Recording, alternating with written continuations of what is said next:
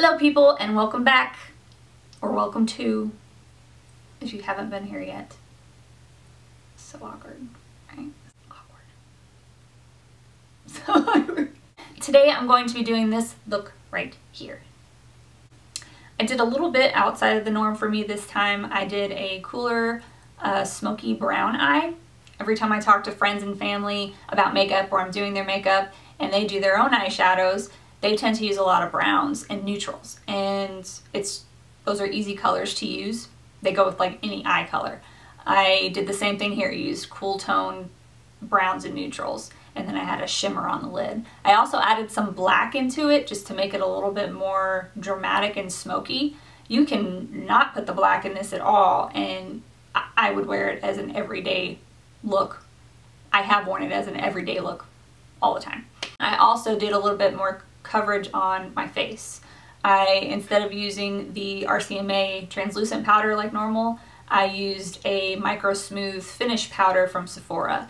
It's one of the only other powders that's not translucent that I use right now. It's a really good product, and as long as you put the appropriate stuff on your face beforehand, it's good for oily and combination skin, and it just gives you this really, really pretty finish. So if you want to see how I accomplished this look, then just keep watching. Hey guys, so we're going to jump right into this tutorial after we're done rocking out.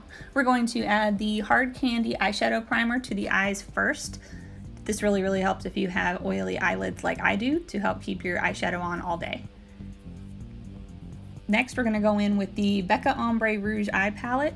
It just has numbers 1 through 5 on the back, no names. And we're going to start with this first neutral shade, just to set down that primer, make it less tacky so that I don't skip lines while applying the rest of my eyeshadows. Then we're going to go in with this Violet Voss palette called Matte About You. And we're going to start with the color called Mad Love in the crease as our first transition shade. And we're going to put this in the crease with the Morphe M441 brush. It's a fluffy brush, nothing for something too precise. You're just trying to get that first shade within your crease, just to start out. Next, we're going to go in with eyeshadow number 3, and we're going to put this in the crease again with the Morphe, we're going to put it in with a Morphe M441 brush. It's a little less fluffy, a little more compact and precise, because now we don't want to go higher into the crease. Between each shadow, I take that Morphe M441 fluffy brush and I make sure to blend the colors so there are no harsh lines. Next, we're going to go in with this color called number 4 in the Becca Ombre Rouge palette, and this will be the next color we put in the crease with the Morphe M441 brush. Just put this in your crease, don't go above, and go from inner corner to outer corner to get that color completely across your eye. And of course, we blend.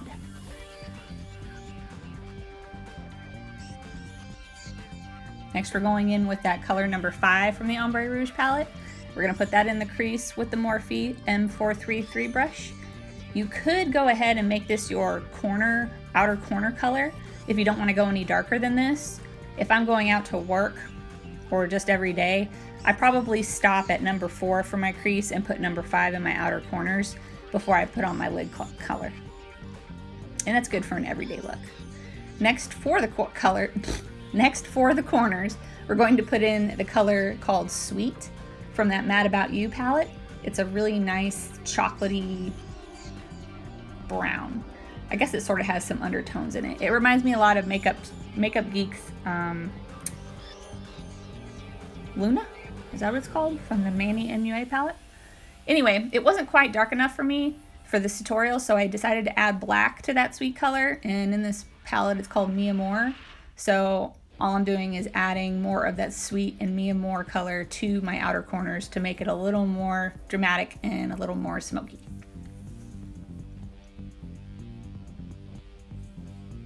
Then of course, go in with my Morphe M441 brush and blend all the edges to make sure that there are no harsh lines. Next, I'm going to go in with this Sephora palette. I think that it has been discontinued, I'm sorry. It's called the Moonshine Baked palette, and the color I'm using is called Peach.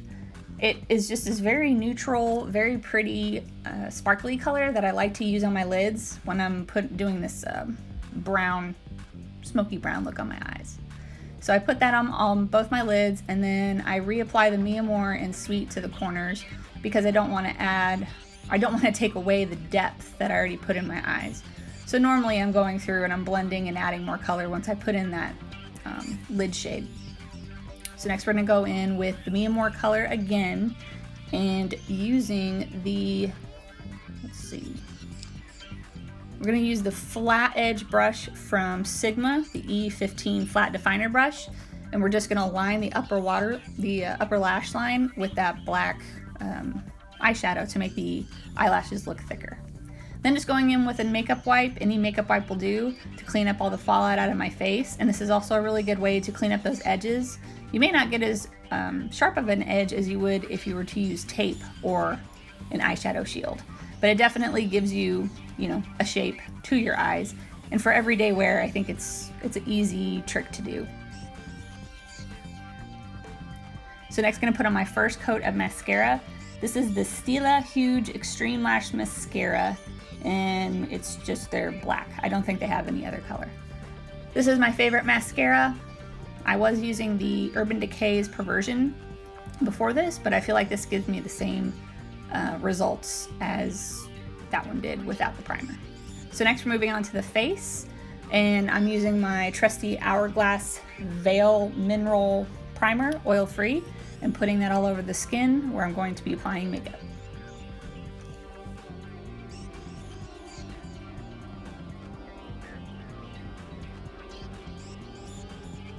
Next, I'm going in with my Tarte CC cream under my eyes in light medium. I use this to cover up the blues and the purples in the dark circles that I have underneath my eyes. That color just cancels that out.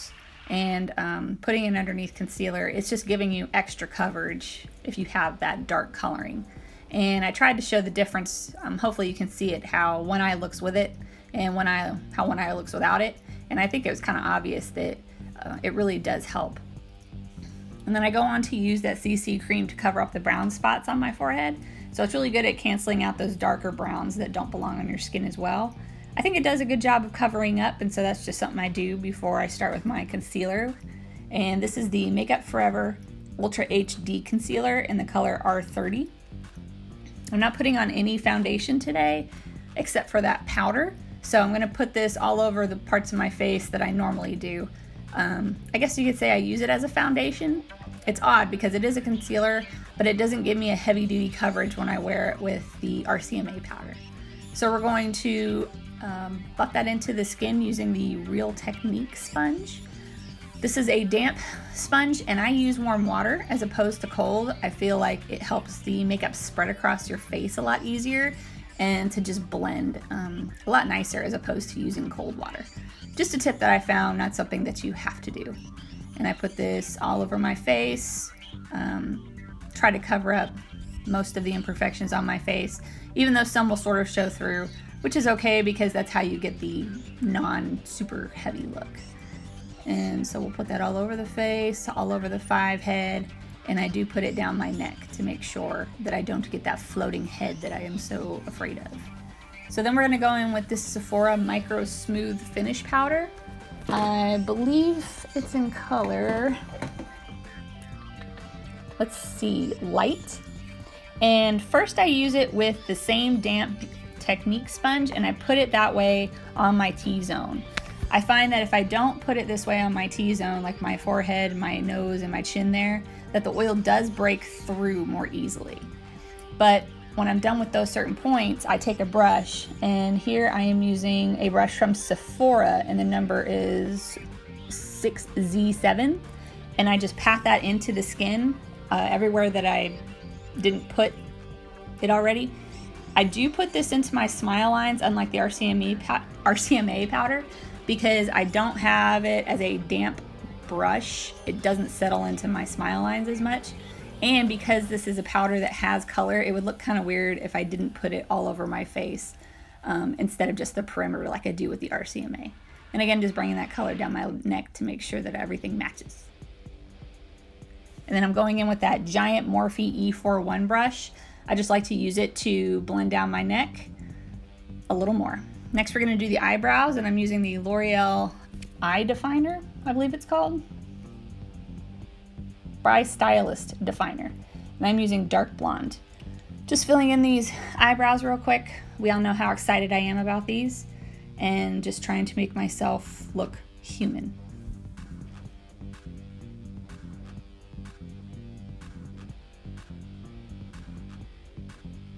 Next, we're going to start with the under eyes.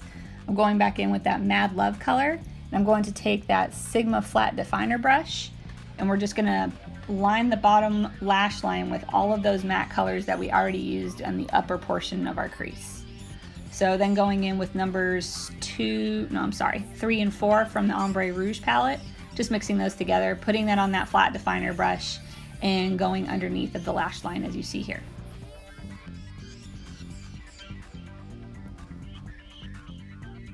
Next, we're going to go in with number 5 from the Ombre Rouge palette and pack that on underneath with that flat definer brush. All the way from outer corner to inner corner. And I like it to be heavier on the outside, and then that way it's lighter coming towards the inside corner. So then we're going to use that Amor and Sweet color, and I'm not going to go all the way from the outer corner to the inner corner. I stop at the very middle at the very most. This way it gives you a very dark outer corner look, and I think it helps to add drama and make your eyes look bigger. So then we're going to go in with this Morphe buffing brush that I always use in order to buff out my bottom lash line. Same one I've used before. I'll make sure to list it down below. And then next I go back in with number 4. Sometimes when you put all those darker colors together, I don't know. Sometimes it's a little too dark, or you just need a little extra to make it all blend back together. Just put another one of your lighter colors that you used on top, just to help you blend out. Next, we're going to go in with that Marc Jacobs Highliner, and the color is called Blacquer. I actually did buy the full size of this, but I am still using that points perk because I want to use that stuff up first before I break into my new one. But I'm a really big fan of this. It stays really well. The Urban Decay is really good. It's really creamy, but I find that it doesn't stay on my waterline as well as it does this, or as well as this does. So I am now a fan of this stuff. And so I just did my lower waterline and I did tightline. Going in with my second coat of mascara from Stila. I'm not putting on any false lashes today, so I like to make those lashes look as thick as possible when I don't do that. Next, we're going to highlight the brow bone in my inner corners with this color from MAC called Nylon. It's just a very nice highlight color. And I am putting that in the corner of my eye with another, with another Morphe brush. Don't have the name, but I will make sure to list it down below. I'm so sorry. All right, so we're gonna finish off the face. We are going in with the Tarte Amazonian Clay Waterproof Bronzer in Park Avenue Princess. This is stuff that stays on my face really, really well. At the end of the day, it isn't all eaten away by the oils from my face like other bronzers do to me.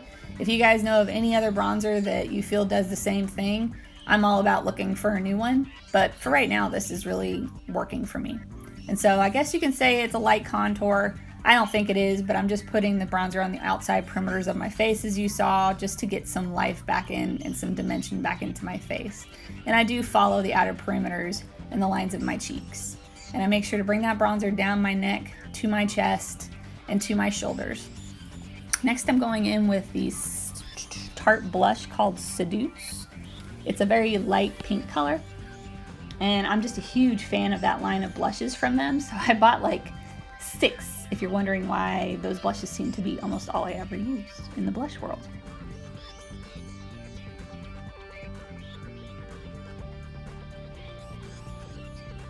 Next, I'm going in with this thing that I got from Kohl's actually.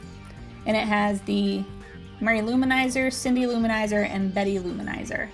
And of course, because I'm so pale and pasty, the Mary Luminizer is what works best for my face.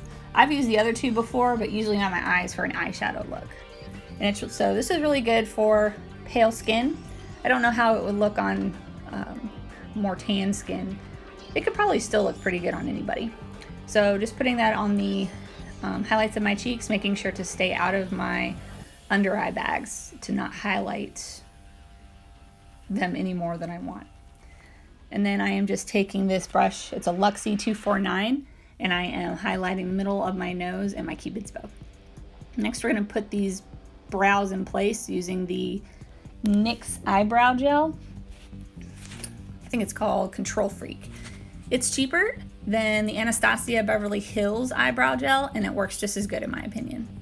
Then we're going to go in with the melted Too Faced lipstick in the color Child Star, and that'll be the first layer that we put on the lips.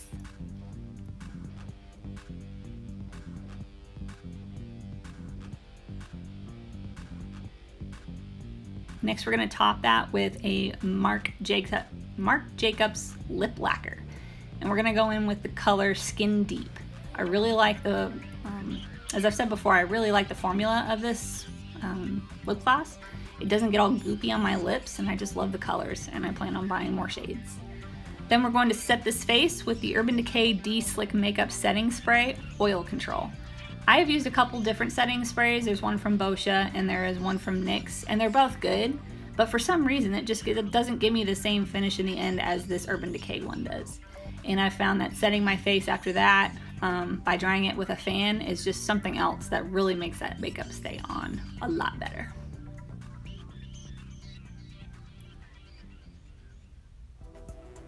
So this is the finished look, you guys.